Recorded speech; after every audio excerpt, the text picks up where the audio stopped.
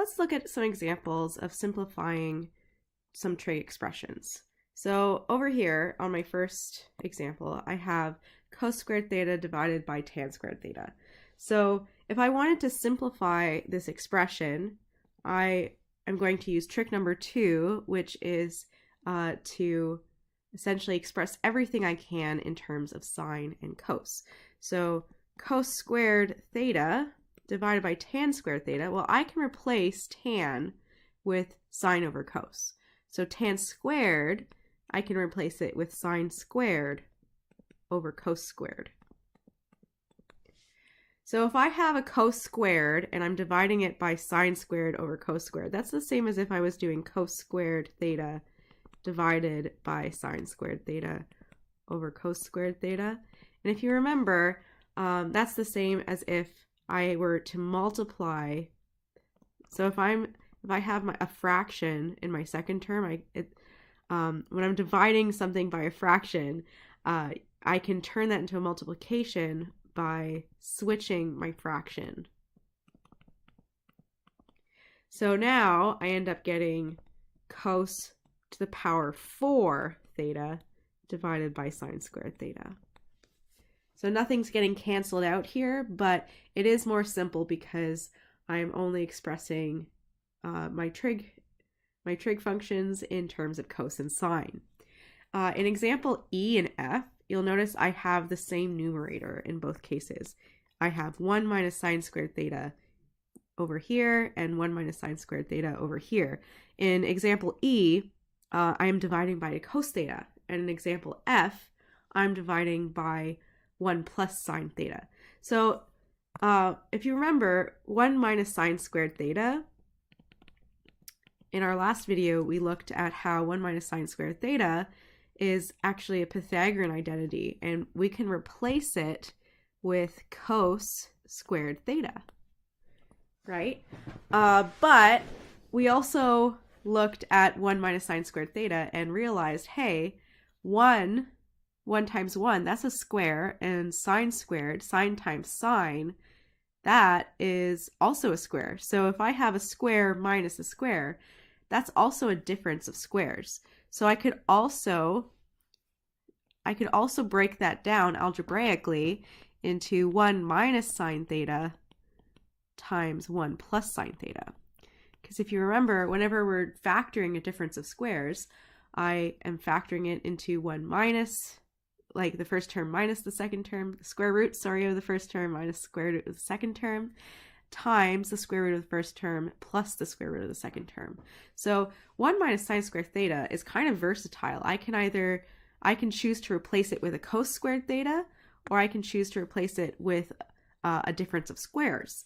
So in the first case, I notice that it's being divided by cos theta. So I'm going to choose to turn 1 minus sine squared theta into cos squared theta. So here I'll get cos squared theta divided by cos theta. And when I have something squared divided by itself, I'm left with just cos theta by itself. And that is definitely much more simple than what I started with.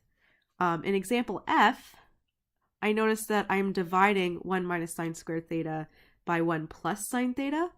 And so I'm going to choose to replace 1 minus sine squared theta with its difference of squares. So I'm going to do 1 minus sine theta times 1 plus sine theta. And I'm dividing that by 1 plus sine theta. So now I have something that's on the top that matches with what it's on the bottom, and it's being multiplied, so I can just cancel those out. And I'm left with 1 minus sine theta. And that is also more simple than what I started with. So that was practicing simplifying trig expressions. Now let's look at how we can actually prove some identities. So I have example A and B over here. Just going to move B over. I want it to be in line, but for some reason it's not letting me do that. So I'll just move B over there, and we will answer A over here.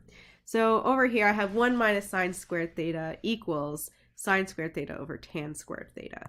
And this is an example of how both sides look kind of equally complicated. So we're going to actually need to reduce both sides. I'm just going to start with the left side.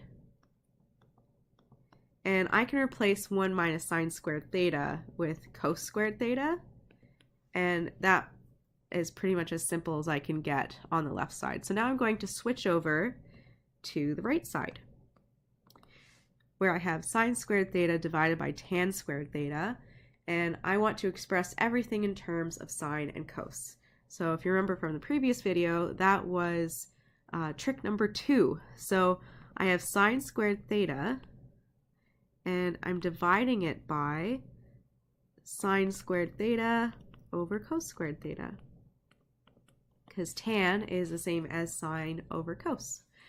After that, I can cancel my numerators out, because if you remember, sine squared theta is being divided by sine squared theta over cos squared theta. So that's the same as if I was multiplying it by cos squared theta over sine squared theta. So I have something on the top and the bottom that's the same, right? So I'm just going to be dividing the numerators there, and I'm left with 1 over cos squared theta, which is the same as just cos squared theta, right? The side in blue, you can see that cos squared theta would just be left on its own. And now I have the right side equal to the left side, which means I am done. In example B, I have, once again, two sides that I'm going to have to reduce, right? I have sine squared theta minus cos squared theta divided by sine theta minus cos theta, and it is equal to sine theta cos theta times 1 over sine theta plus 1 over cos theta. So over here, let's start with the left side. So I have sine squared theta minus cos squared theta, and I'm dividing it by sine theta minus cos theta. So what I have is a difference of squares here, right? So that's a square, and I am subtracting another square from it. So that means it is a difference of squares. So on the left side, I'm going to break down that difference of squares into the square root of the first term plus the square root of the second term times the square root of the first term minus the square root of the second term. So all of that is over sine theta minus cos theta. And here I can see that I have something that's on the top that matches with what's on the bottom, so I can cancel those terms out. And I am just left with sine theta plus cos theta. And that's pretty much as reduced as I can get. So I'm going to switch over to the right side now, and I'm going to just expand out that sine theta cos theta into those brackets. So I end up getting sine theta cos theta divided by sine theta plus sine theta cos theta divided by cos theta. So in the first one, I have a sine that's matching on the top and the bottom. And in the second one, I have a cos that's matching in the top and the bottom. And so I'm left with just cos theta plus sine theta.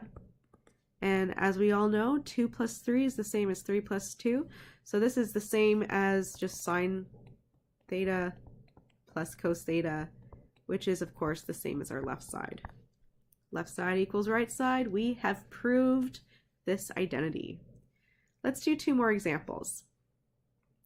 In example C, I have sine theta divided by 1 minus cos theta minus 1 over tan theta, and it equals 1 over sine theta. So I'm going to start with the left side over here, which is more complicated. And sometimes we look at these things and we just feel stuck. So in this case, whenever you're feeling stuck, just go back to those 4 top tricks, right? So we're starting with the left side because this one is the more complicated side. And then trick number 2 was to make sure we're using everything in terms of sine and cos. So I see here I have a tan on the bottom, so I'm going to turn that into a sine and a cos.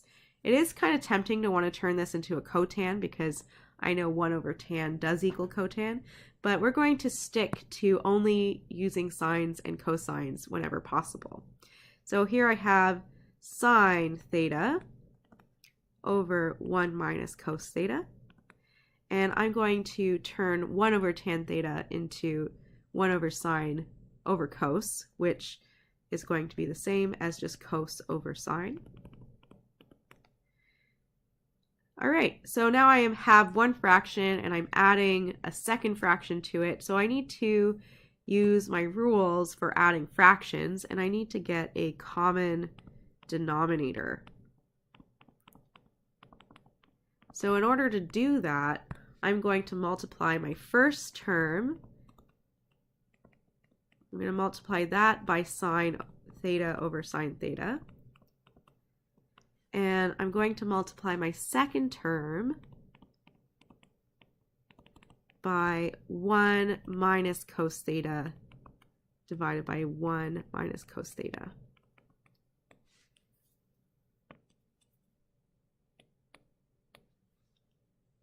So this first term turns into sine squared theta, and then I'm going to be subtracting cos theta times 1, which is just cos theta, and cos theta times minus cos theta is going to be minus cos squared theta.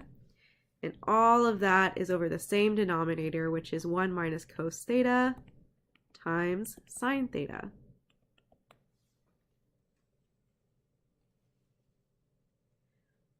In my next step, I'm going to combine these terms. So I have sine squared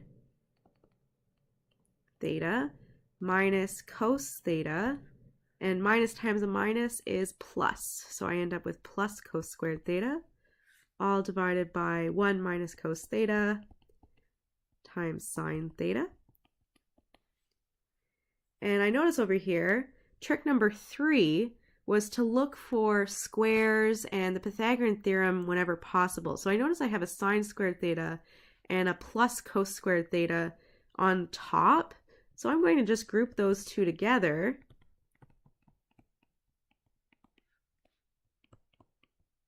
And all of that is over the same denominator.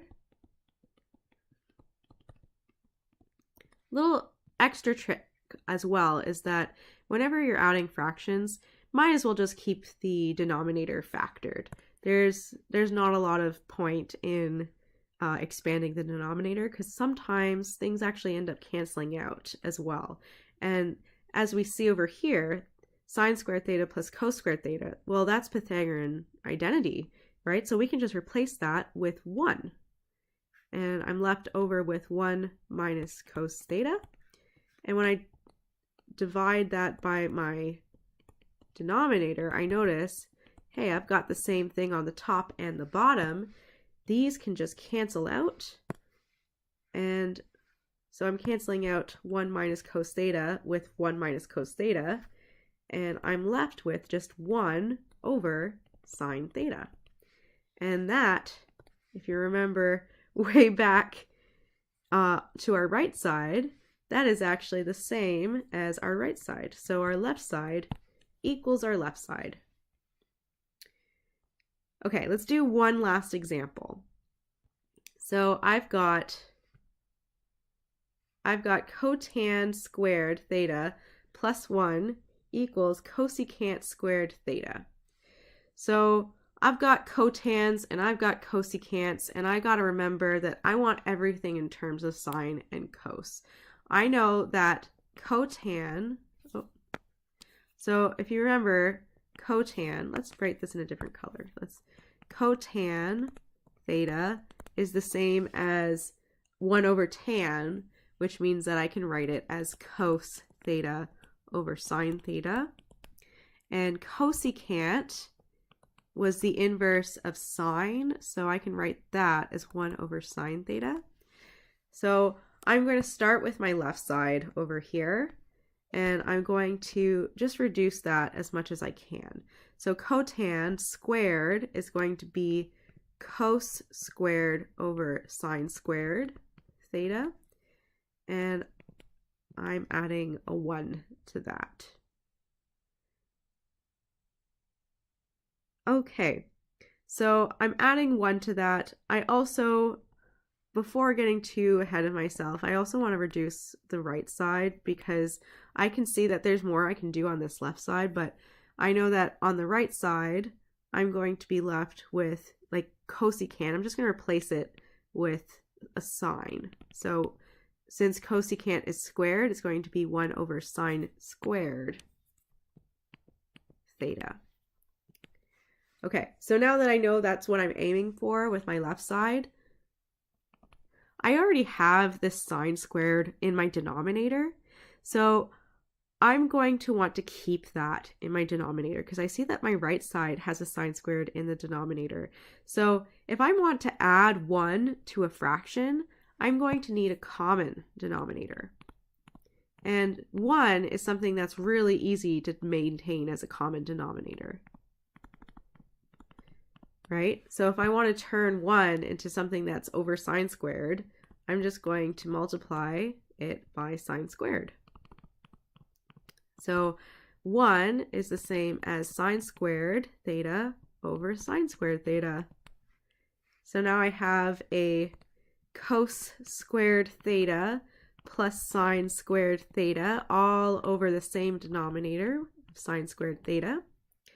And if you remember, that's our Pythagorean identity. Cos squared plus sine squared is the same as sine squared plus cos squared, and it equals 1 over sine squared theta.